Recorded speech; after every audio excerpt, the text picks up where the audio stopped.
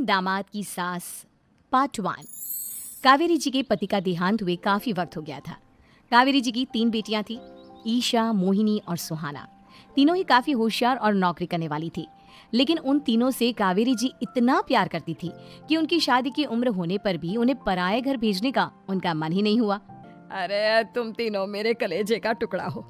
जब भी तुम्हारी शादी के बारे में सोचती हूँ ना, बड़ा डर लगता है। सही कहती हो मम्मी, हम भी आपसे बहुत प्यार करते हैं। हाँ, मम्मी पापा के जाने के बाद अब बिल्कुल अकेली हो गई हैं। और मम्मी, अगर हम तीनों शादी करके चले गए तो आपका ख्याल कौन रखेगा? लेकिन अपनी खुशी की वजह से मैं तुम तीनों को बिना शादी के भी तो नहीं देख सकती ना बेटा। समाज के हिसाब से देखे तो यह भी गलत होगा और मैं ऐसा कुछ नहीं चाहती। लेकिन तुम तीनों से दूर होने के बारे में सोचती हूँ तो अजीब सा लगता है। लेकिन मम्मी, हम आपको इस तरह अकेला छोड़कर नहीं जा सकते। एक काम करते हैं मम्मी, शादी के बाद ना आप मेरे साथ मेरे ससुराल में चलना और मेरे साथ ही रहना। अच्छा, और तेरी सास मुझे रहने देगी तेरे ससुराल में? अरे बेटा, वहाँ ऐसा नहीं होता। बेटी की माँ कभी अपनी बेटी के ससुराल जाकर नहीं रह सकती। एक काम करते हैं माँ, आप ईशा और सुहानी की शादी कर दीजिए और मैं हमेशा आपका बेटा बनकर आपके साथ ही रहूंगी। मुझे नहीं करनी शादी। अरे मेरी बेटियां मुझसे कितना प्यार करती है, मेरी वजह से अपनी पूरी जिंदगी दांव पर लगाने को तैयार है। लेकिन मैंने ना इससे भी एक अच्छा उपाय सोचा है। क्या मम्मी? अगर आपके पास कोई सोल्यूशन है तो फिर क्यों परेशान हो आप? बताइए, क्या करना चाहती हैं आप? मैंने सोचा है कि अखबार में इश्तिहार देकर तुम तीनों के लिए 3 घर जमाई दामाद ढूंढ लूंगी। वैसे भी नौकरी तो तुम तीनों अच्छे से कर लेती हो, कमा भी अच्छा खासा लेती हो। कोई भी लड़का तैयार हो जाएगा तुमसे शादी करने के लिए। अरे मम्मी, ये हुई ना बात। इससे हमें आपसे दूर भी नहीं जाना पड़ेगा और आपको अकेला भी नहीं रहना पड़ेगा। हाँ मम्मी, ये बहुत अच्छा तरीका है। मैं तो कहती हूँ आज ही अखबार में ऐड निकलवा देते हैं। बिल्कुल, आज ऑफिस जाते वक्त मैं ये काम कर दूंगी। और कुछ ही दिनों के बाद कावेरी जी को 3 घर जमाई दामाद विवेक, सुमित और अविनाश मिल जाते हैं और वो उन तीनों लड़कों से अपनी तीनों बेटियों की शादी करवा देती है। शादी के कुछ दिन के बाद, अरे अब शादी हो गई, छुट्टियां खत्म, तुम तीनों जाकर नौकरी करो, कुछ काम करो। अरे मम्मी जी, कमाल करती हैं आप।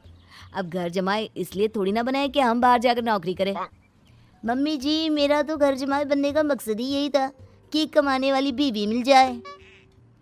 बाहर जाकर काम करने से तो मेरा दिल घबराता है। घर का कोई काम है तो बता दीजिए मुझे। अगर ऐसी बात है तो शाम का खाना बनाओ। मेरी बेटियां नौकरी से थकी हारी आती है, अब नौकरी नहीं कर सकते तो कोई बात नहीं, घर का काम करो तुम लोग। मैं तो घर का काम करने में बहुत खुश हूँ। बस ये बाहर धूप में निकलना, रास्ते में जाना, नौकरी करना, ये सब मुझसे नहीं होता। बिल्कुल ठीक कह रहा है सुमित। अरे गर्मी में, बारिश में, सर्दी में घर से निकल कर जाना और उधर बॉस की चिक चिक सुनना, इससे बढ़िया तो यह है कि मैं घर में झाड़ू पोछा कर लूँ। ठीक है, फिर तुम झाड़ू पोछा करना। अविनाश शाम का खाना बनाएगा और विवेक तुम सुबह का नाश्ता और खाना बनाओगे। मेरे तीनों दामाद घर संभालेंगे और बेटियां नौकरी करेंगी। अगले दिन सुबह के वक्त, मम्मी मुझे ऑफिस के लिए देर हो रही है, नाश्ता चाहिए। अरे उस विवेक से कहा तो था कि सुबह का नाश्ता उसे उठकर बनाना है। अभी जाकर देखती हूँ क्या कर रहा है विवेक। अभी तक सोया हुआ है क्या? सुबह के 10 बज गए हैं। सोने दीजिए ना मम्मी जी, क्या हमेशा हिटलर की तरह हाथ में डंडा लेकर खड़ी रहती हैं। मैंने कहा सीधे उठकर खड़े हो जाओ और जाकर नाश्ता बनाओ। लेकिन मम्मी जी, बिस्तर में से निकलते ही कोई नाश्ता कैसे बनाएगा? 2 मिनट, वॉशरूम जाकर आता हूँ। बिल्कुल नहीं, सीधे रसोई में पहुंचो, मेरी बेटी को ऑफिस जाने में देर हो रही है।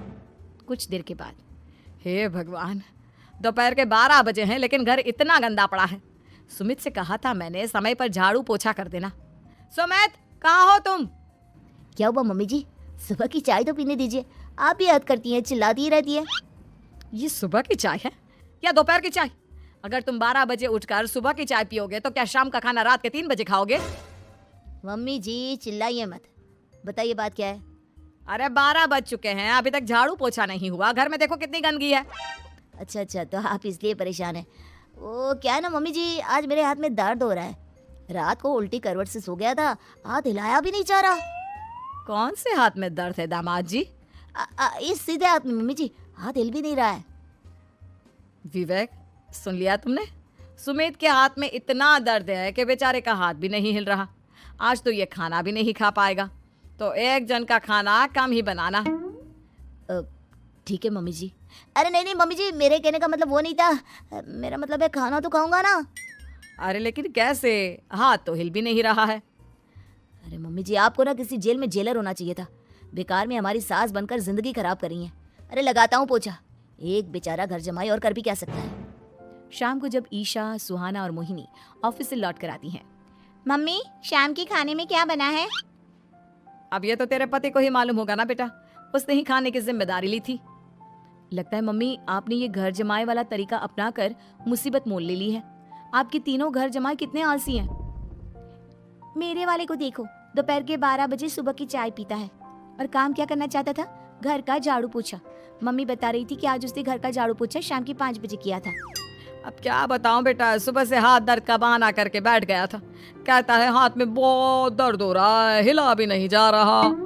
सब बहाने मम्मी, ये तीनों घर जमाए मिलकर ना बस बैठकर खाना खाना चाहते हैं, काम धाम तो बिल्कुल नहीं करना चाहते। अरे लेकिन ऐसे काम नहीं चलेगा ना, मुझे इन तीनों को सबक सिखाना ही पड़ेगा। अरे तो मम्मी, आप हिटलर से कम है क्या? आपने जब हम तीनों को सबक सिखा सिखा कर इतना लायक बना दिया, तो इन तीनों नालायक दामाद को भी आप कुछ न कुछ तो बना ही देंगी।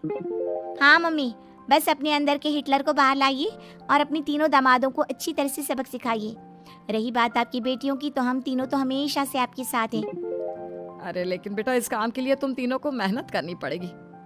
कैसी मेहनत मम्मी? ऑफिस में तो वैसे ही बहुत मेहनत करते हैं हम तीनों। अरे प्रेग्नेंट हो जाओ, प्रेगनेंसी का बहाना बनाकर कह दो कि तुम तीनों ने नौकरी छोड़ दी है 2 साल के लिए, और जब घर में खाने के पैसे नहीं होंगे तो अपने आप काम पर जाएंगे ये तीनों। वाह मम्मी, क्या आइडिया दिया है। मैं तो कल ही जाकर कहने वाली हूँ कि मैं प्रेग्नेंट हो गई हूँ। फिर देखना कैसे मेरा पति अविनाश भाग भाग कर काम पर लग जाएगा।